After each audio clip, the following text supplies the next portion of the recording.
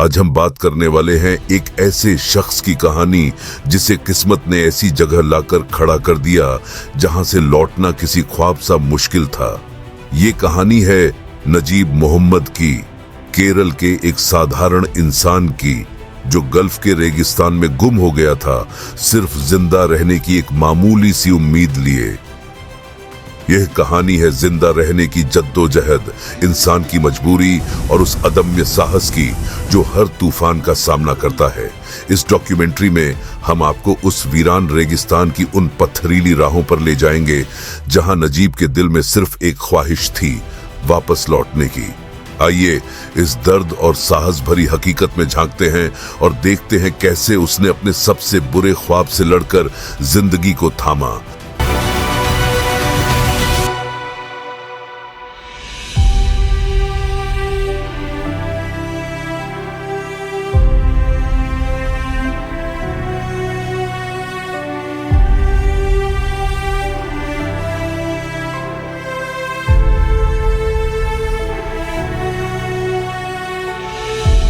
नजीब मोहम्मद एक जवान लड़का जो अरत्तुपूझा, हरिपद, केरल का रहने वाला है। अपनी नई शादी के बाद अपनी जिंदगी बेहतर बनाने के लिए किसी अरब गल्फ देश में काम करने का सपना देखता है।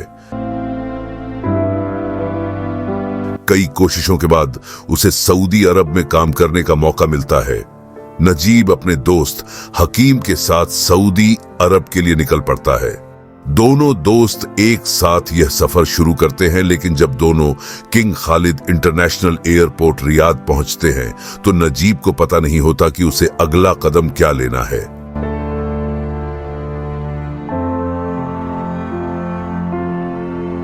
वहां एक अरब आदमी जो अपने आप को उनका वर्क स्पॉन्सर बताता है, नजीब को अपने साथ ले जाता है।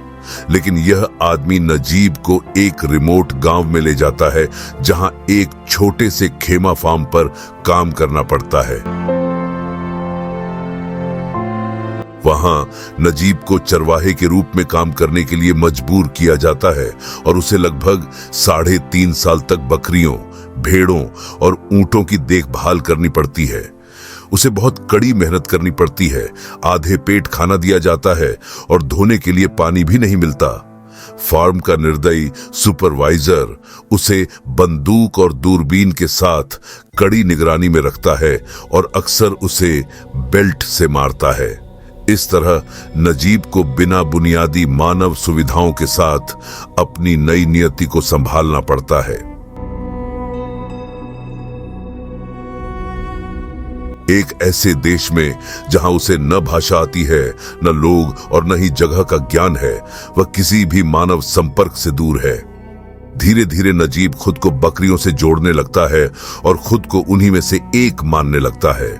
उसके सपने, इच्छाएं और उम्मीदें धुंधली होने लगती हैं और उसका मानसिक संतुलन अब बकरियों जैसा हो जाता है। वह उनसे बातें करता है, उनके साथ खाता है, उनके साथ सोता है और बकरियों जैसी ही जिंदगी जीने लगता है। हालांकि उसने कई बार भागने की कोशिश की, लेकिन सुपरवाइजर हर बार उसे पकड़ लेता और उसे भूखा और प्यासा रखकर सजा देता।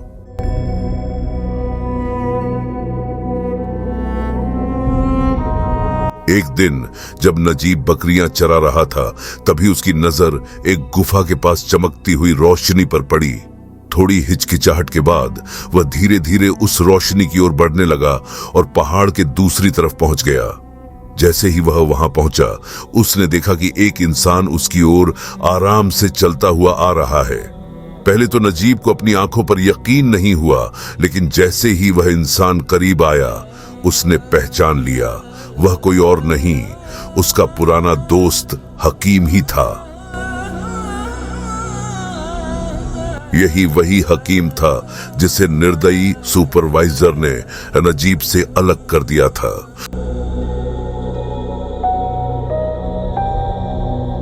दोनों एक दूसरे को गले लगाकर फूट फूट कर रोने लगे, मानो उनकी सारी तकलीफें और तन्हाई उन आंसुओं में बह गई हों।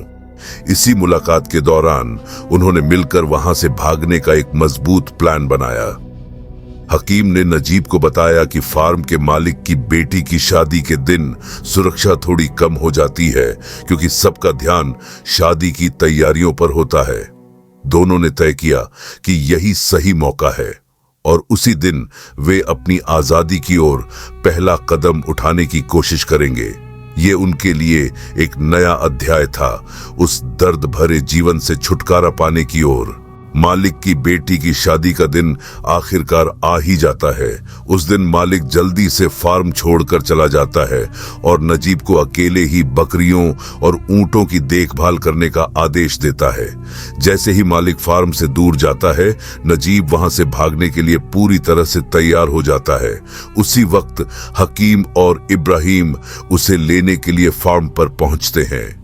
इब्राहिम, जो कि अफ्रीका से आया था, उनका साथी बनकर इस भागने की योजना को पूरा करने में मदद करने वाला था। यात्रा शुरू होती है और नजीब और हकीम अपने सफर पर निकल पड़ते हैं, लेकिन उनका सफर आसान नहीं होता। रेगिस्तान में उनके पैरों में छाले पड़ जाते हैं और पानी की कमी के कारण उन्हें कई मुश्किलों का सामना करना पड़ता है। कई बार तो उन्हें पानी का भ्रम भी होता है, जैसे सामने पानी का एक बड़ा झील हो, लेकिन जब वे वहां पहुंचने की कोशिश करते हैं तो वह सिर्फ रेत होती है। नजीब का दोस्त हकीम, जो पानी के लिए इतना तरसता है कि आखिरकार वो रेगिस्तान की रेत खा लेता है। रेत उसके पेट में चली जाती है और उसकी हालत गंभीर हो जाती है। पानी की प्यास और कमजोरी के कारण हकीम की मौत हो जाती है।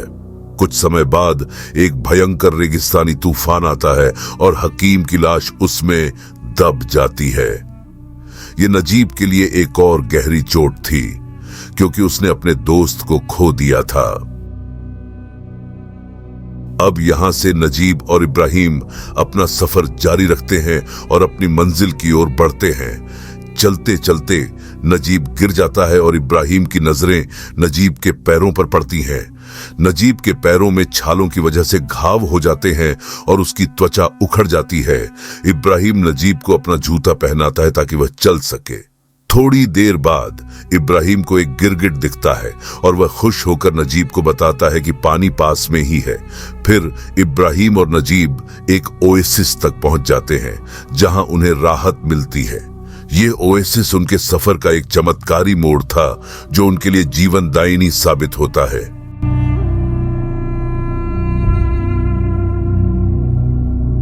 पानी पीकर दोनों आराम कर रहे थे कि तभी वहां एक चिप्स का रैपर दिखाई देता है। इब्राहिम उसे देखकर खुश हो जाता है और सोचता है कि शहर पास ही है। दोनों सूरज की दिशा में खुश होकर दौड़ने लगते हैं, लेकिन जैसे ही दोनों धूल के टीले पर पहुंचते हैं तो उन्हें दूर दूर तक कोई शहर नहीं दिखाई देता। यह देख दोनों निराश होकर वहीं बैठकर सो जाते हैं। जब नजीब उठता है तो उसे इब्राहिम नहीं मिलता और उसकी नजर एक बोतल पर पड़ती है जिसमें पानी और एक खजूर रखा होता है। नजीब उस बोतल को अपने साथ रखता है और आगे बढ़ने लगता है। चलते चलते वह बहुत थक जाता है और उसी पानी को पीकर अपनी यात्रा जारी रखता है।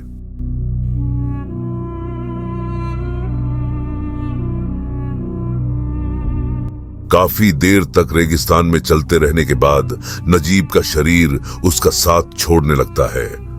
थकान और प्यास से बेहाल होकर वह चलते चलते बेहोश हो जाता है। उसी दौरान उसकी बोतल हाथ से छूटकर पास की सड़क पर जा गिरती है।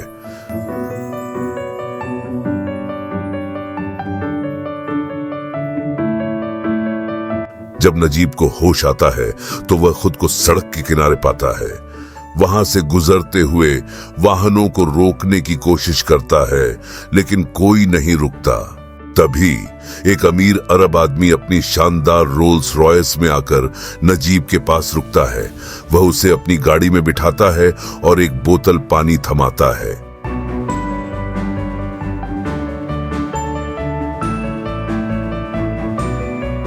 पानी पीते ही नजीब को जैसे नई जिंदगी मिल जाती है। उसकी आंखों में राहत के आंसू आ जाते हैं, मानो मौत के मुंह से बाहर निकल आया हो। अब उसे एक नई उम्मीद दिखने लगती है कि शायद उसकी मुश्किलें अब खत्म होने वाली हैं।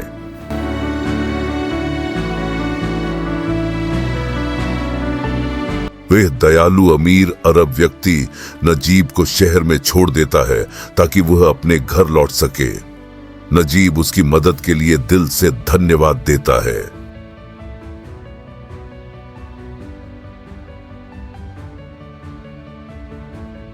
वहां उसकी मुलाकात कुंजिक्का नामक एक मलयाली से होती है जो शरणार्थियों की मदद करता है। कुंजिक्का उसकी सेहत को ठीक करने में मदद करता है और आखिरकार उसके परिवार से संपर्क कराता है। जब नजीब की हालत बेहतर हो जाती है तो वह सिविल पुलिस से खुद को गिरफ्तार कराता है ताकि उसे भारत डिपोर्ट कर दिया जाए। लेकिन तभी उसकी नजर अचानक पास के पुलिस स्टेशन की दीवार पर जाती है। अभी वांटेड क्रिमिनल्स की तस्वीरों के बीच उसे एक जानी पहचानी शक्ल नजर आती है।